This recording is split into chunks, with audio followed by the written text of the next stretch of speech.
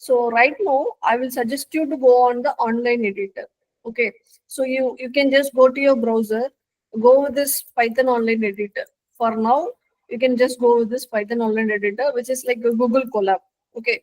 So this is going to help you to run your Python program. Okay. You have the Google account, right? Apurva, you have Google account, right? So you can just log into that.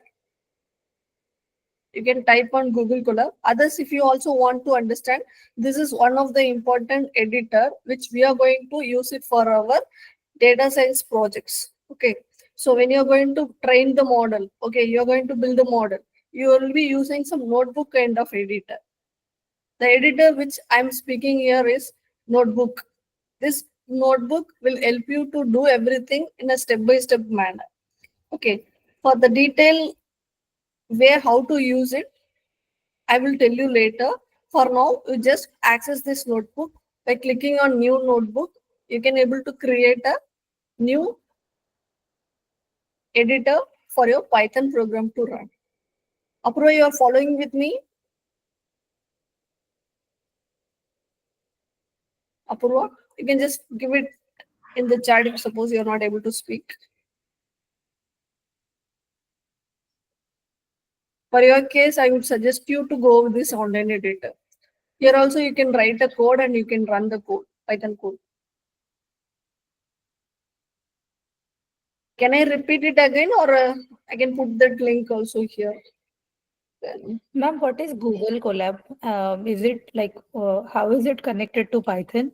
Yeah, that is like a Python editor. Okay, it's a kind of a Python editor. Okay, we have three format of Python programming. Okay, when we are saving the file, what is the extension you will be saving? You will be saving as .doc, right?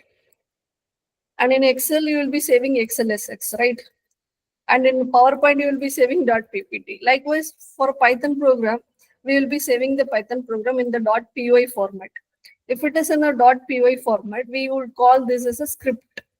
Python script. We would call this as a Python module or a Python script. Okay. So what actually it is, you are saving your Python code and you are running it at any future tech. Okay. That is like we are creating the Python application. We can run that application at any time. So now, if suppose I'm saving this as IPyNB, okay, this is one extension which is also Python editor, which will help you to create the Python code. Cell by cell, you can able to run the code, cell by cell. So how we are using Excel cells, right? Similarly, for notebook, we have cells to execute. For each and every cells, it is going to act like the text of the code. So if suppose here I'm writing a Python code, okay, I'm just giving it as a calculator 2 plus 3. Now I want to run this. I can click on here. I can run this. 2 plus 3 is going to be 5. So for this, we need the Python executor. Now we install the Python software here. The application which it is using is a Python application. You can see it here. The runtime they are set up here is a Python. You can see this is the version they are using, Python version. The other programming language also we can do it here. But Python is the base what we are seeing today. So this will be working well here in this Google Colab. Okay. We have installed this ideally. You have got this page. Here also we can able to do the same thing. 2 plus 3, when I click enter, it is giving a 5. The same thing, I'm trying to write it here. I'm running this, then it was showing me the output. When I want to write another code, I can write it here itself by going here, clicking on code. So it will create a next shell. This shell, if I am writing some other code, it will also try to run the code. How it is running? Basically, this Colab is having that runtime. I've shown you here. It was installed with the Python 3 already. So it is able to run this code. Are you able to understand? Yes, ma'am. Yes. Now the other thing also there. Yes. Madam, so we can do the same thing in the shell also, right? Yes. Yes. That's what I shown you here. Okay. As a beginner, we have to start from here only. Since Apurva is facing some challenge here, I'm showing her some notebook option, which is like online version. She don't want to install it. It is running in the cloud. Nobody needs to install this application. It is running in the cloud. If you have your own Google account, you can use this at any device. Okay. Okay. Thanks. Okay, it may be a Apple or Linux, or it may be a Windows. Any machine, it will work. Okay. Okay. Okay. So, ma'am, when you explained the difference between on-prem and cloud, so basically, if we are doing it inside the Python which we have installed, then that would be on-prem for us. I mean, just in a layman's language. And if we Yes. are doing it on Google Colab, then that's cloud. Correct. Okay. Thank Okay, you. this is a cloud. We can save it here, and even you can when you are saving this file, you can open this in your mobile phone. You can open this in your tab. You can open this in other laptops, your friend's laptop. When you have your own account, Google account, wherever you are accessing your Google account, you can able to see this in your drive. You can see you are storing in your Google Drive.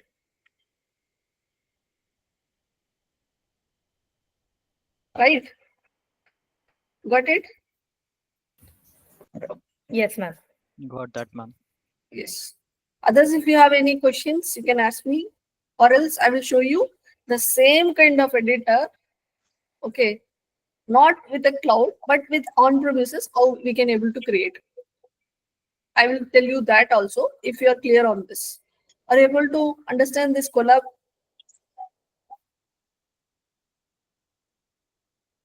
Yes. Collab is nothing but we are saying this as a short coding lab. It's kind of a coding lab. We are trying to write the code and run this code. That is the collab, coding lab. Google is naming it as a collab. Okay. And whatever the thing which we have seen, the application software, how they install everything done in the server, that is in the cloud server. We don't want to configure anything. They themselves configured all the Python SDK, everything. In our case, we installed this Python 3.12 version. Here we are using the shell mode. I have also shown you, I also said you the two things, right? One is a shell window. That is what we are seeing here. Another one is the script window. Okay. How we can go with this window? Here we are seeing the shell window. What is the shell window? When I click on anything, when I try to type something, it will try to give the output for me, right? So this is giving the output in the next line itself. When I want to run this again, I have to type this again, I have to run this. So likewise, each and every code I'm typing here, I have to type it and run it at the same time. If suppose I want to use this same code in future, like tomorrow or day after tomorrow, I have to type the same code again and again, or else I want to copy paste it, right? So this is the disadvantage in shell window. It is just for the practice purpose. When we are starting to learn something for an interactive way, we can use the shell window. But in future, when you are developing some application, that time you will not use the shell windows. You will be going and developing an application by saving the code, right? For saving that code only, we are calling that as a script window. Your script is nothing but your program you are writing, that is a code. Okay, when I say program, code, script, all these things remains the same. Okay, all these jargons remains the same. Okay, so now I will tell you how to create this one. If you click on a file, normally in Word, we will be creating a new file, right? Similarly, here you can click on new file. It will open this window. This window is nothing but the script window. The same thing, now I'm going to do it here. This is a code I'm writing here. When I want to save this code, I can click on file, save. Now you can see by default, it was saving as a Python file. So means, as I mentioned, there is an extension for all, right? .py format is nothing but the script format. It will be saving in the .py format. So now let me just give it on the desktop. Okay, this is, I'm just going to give skills reverse. Okay, so I'm just naming it like this. If I am selecting save, okay, you can see the above path where it is saved. It is in the desktop, right? It was saved in the desktop. What is the name I given? SkillzRevo.py. .py is nothing but it is a Python file. If you want to run this code, you can click on run module. What happened? The output screen is what we are saying is the shell window. This is what the console, this is what the output screen. Whenever you are writing some file, saving that file and running that code, that output will be run in the shell only. Got it? Even if I am closing this, okay, I'm having this code, okay. Now I want to run this code again. If I click on this, where it will run? It will run in the new shell. Got it? Where this file has been saved, we can able to open that file and we can run at any time. That is the advantage of script file. But if you are running here, it is not able to run in future. Right? So this will execute directly here itself. I hope you are able to understand, right? There is a two window. One is the output screen window, because Python is a interpreted programming. We used to call Python is a interpreted programming language. Okay. So if you compare with other language, they are having a two thing, compiler and interpreter. What is meant by compiler? When we write some code, it will try to understand the code, what as a human we have written as a source code. This source code, the compiler will understand and check the error in it. So if suppose I'm missing this bracket, there is some error, right? That error and all can be rectified when we are compiling the code in other programming language. But in Python, we don't have that thing. Okay, we have direct interpretation. It will be directly running the code. Okay, we don't want to compile it. We can directly execute the code. We don't want to compile the code to check the source code error. What is the source code? What you're writing is a source code. What you're writing as a script is a source code. So compiler will check the source code in other language. If you take C, C++, Java, some languages like this, right? You heard about this. At least if you don't know also, you heard about these languages. This is all other programming language. They have this feature like compiler. This compiler will, what it will do, it will try to check the error in our code. Check error in our code. Okay. This will not be applicable for Python. Python by default, it is an interpreted programming language. As I said here, you can see it is an interpreted programming language. So we don't want to compile it to check the error. We can directly run the code. Okay. So that is the difference between other programming language and Python. So that we can able to run the Python code even in the output screen itself. Even in the output screen itself, we can directly run the Python code. Got it? Everybody? Yeah, the saving, like what you said, the idle shell. If I don't save, that means It will not be, if I'm closing this, okay? If I'm closing Okay. this, everything will go again. If I want to open it again, I will open, but it will not be there in that because it is not saved, right? Yes, simple. Okay, okay. Right. So now if I'm opening, it is fresh. If suppose, wait, now it is open, right? It is a fresh page, fresh window. Right. But when in this case, if I'm closing this window, okay, it was asking me to save before your closing. Yes, I'm saying I have saved that. Now I can open that file where I saved in the desktop, right? I can open inside desktop. I have this SkillzRevo.py file. I can open it. Okay. Now you can see the same file. Now I can run directly without writing the code. Got it. Got it. Everybody able to understand?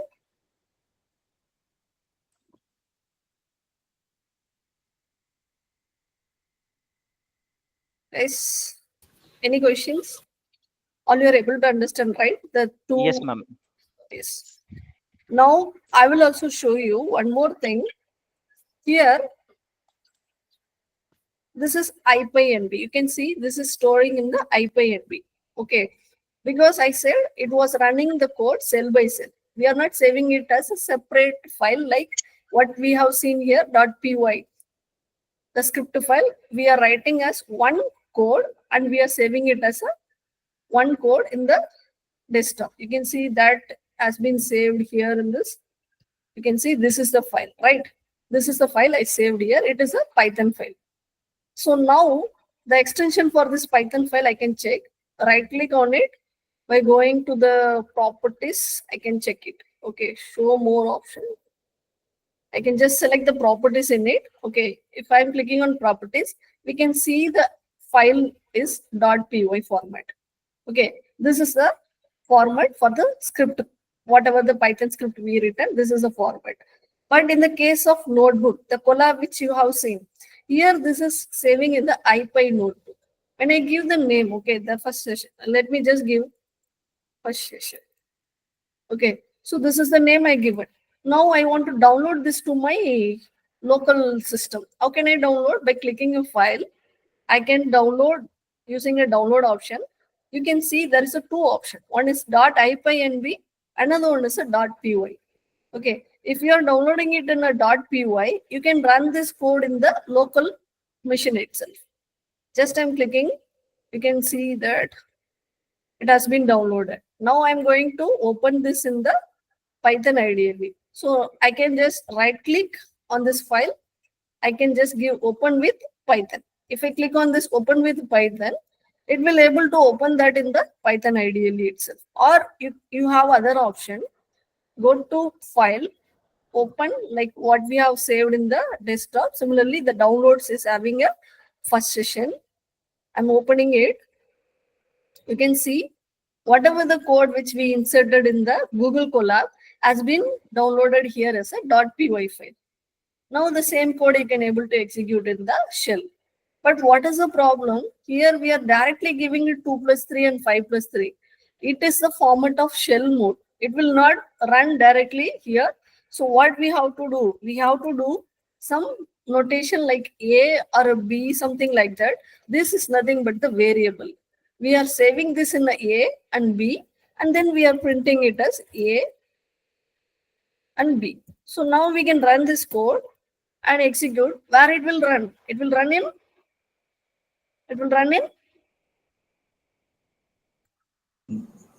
shell. Got it? This is the code we have already done in the Google Colab. There we just mentioned the values. So it already have that extension, Python extension. So when we click on that cell, it is directly executing. But here we are saving this as a .py file and storing somewhere in the variable. Variable is nothing but the name. Okay, if you are supposed to call me your trainer is having some name, right? My name is Usha. So I can say Usha is a trainer. Usha equal to trainer. So that Usha is nothing but the variable here. So here, what is the variable? Here, A is a variable and that has a value 5. B is a variable that has a value 8. We are storing it somewhere and printing it to the output. So now the output is displaying the A output and B output. Are you able to understand?